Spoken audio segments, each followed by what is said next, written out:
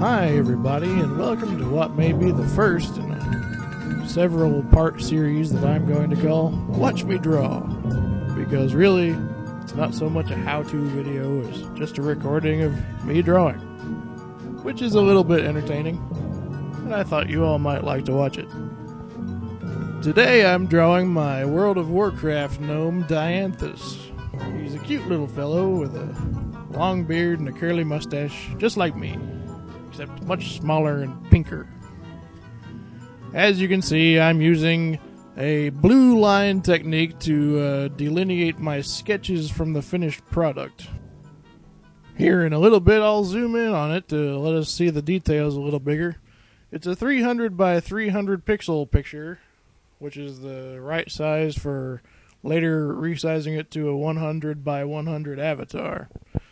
You can purchase one of these smaller pictures for just $10, which is really way too much to pay for such a thing, but a man's gotta buy his Nintendo games. Not to mention the monthly fee for the game that contains the character that I'm drawing right now. At this point in the picture, I'm not particularly pleased with the placement of his eyes, so I'm going to be moving them and stretching them out to make them a little bigger and more emotive. We've also added in some details, such as clothing stitching, and I'm enlarging the size of the beard to give it just a little bit more of a bushy cuteness. He kind of looks like my old Lhasa Apso dog. Now that we've zoomed in closer, I'll start applying the finer inking to the picture, which gives it a finished look. I'm only going to ink the left half of the picture because, as you can see, it's pretty symmetrical. So I'm just going to do the left side, copy it, mirror it, and then try to sew the two together as best I can. It's sort of a way to cheat, but if I was really cheating, I'd do what I normally do, which is have a semi-transparent background of the character I'm drawing to get a sense of perspective and size and all that sort of thing. I've also been known to use the World of Warcraft model viewer to pose a character just the way I want, and then add my own artistic flair to it when I am doing basically what anybody would say is tracing. Now that we've got him mirrored and put together correctly, I'll add in some details that I probably should have added in before I did that, but you know, the artistic process is a thing that you just sort of have to go with and pick things up when it's time to pick them up. Sometimes it's obvious from the beginning what you should do, and sometimes you have to do a little more and then go back. It's a amorphous, mercurial process that I could probably think of several other large adjectives to describe. But I won't. We've almost got all his details filled in now. We've got, I'll switch to a smaller pen size to add in the stitching on his shoulders, sleeves, and the design of the mountaintop picture. We chose that picture for our guild icon because in the game we like to do a lot of exploration and getting into areas where we shouldn't, and we should probably all be banned from the game, but the GMs just don't care that much. At this point, I've removed the sketch layer, which allows us to see the plain black and white picture as it looks. It looks pretty good right now, but it'll look a lot better once we add in some color. I almost feel like Bob Ross at this point, but I will not be referring to anything as a happy little, despite the fact that he's clearly a happy little gnome. As I may have mentioned before, he's a pink-haired little fellow. He kind of looks like a walking, talking cotton candy of some kind. I think it's a fun thing in World of Warcraft to have a really powerful character who looks like one of Santa's elves and has pink hair. Just kind of dumb looking in general. It amuses me. I named the little guy Dianthus after a kind of flower which blooms with a big pink blossom.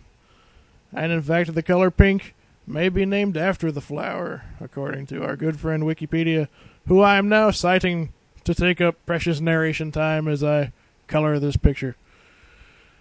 In point of fact, it took 51 minutes to draw this picture, but I've sped it up to where this video will only take 10 minutes total.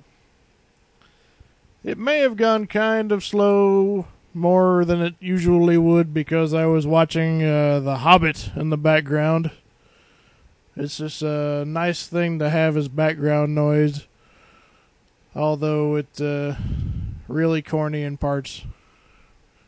Also, my ownership of it probably cements my place as way too big of a geek. The fact that I was drawing my World of Warcraft character while watching The Hobbit in the background. All I really needed is a goldfish named Boba Fett and a car that has Battlestar Galactica painted on the side, and I'd really be able to pick up some ladies then.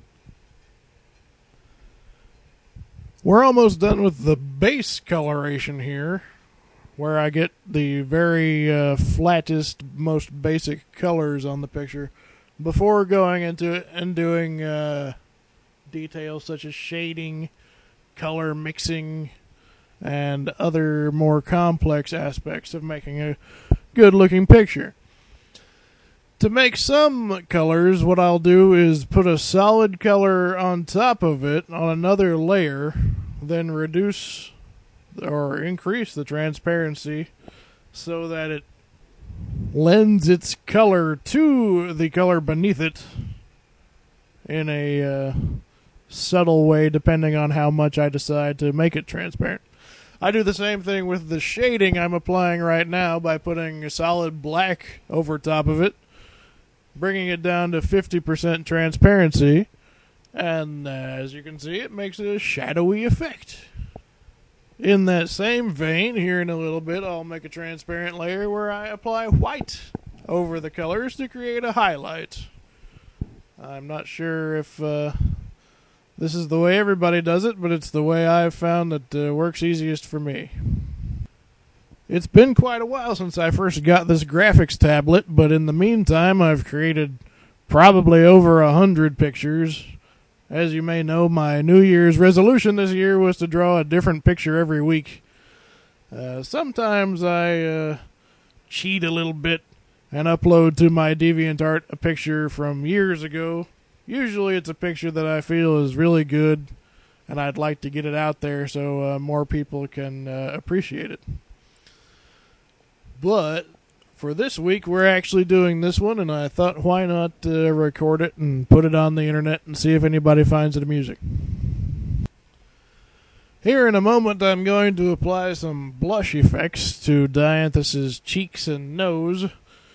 Before I transparify it, I'm afraid he's going to look a little bit like Santa's little helper.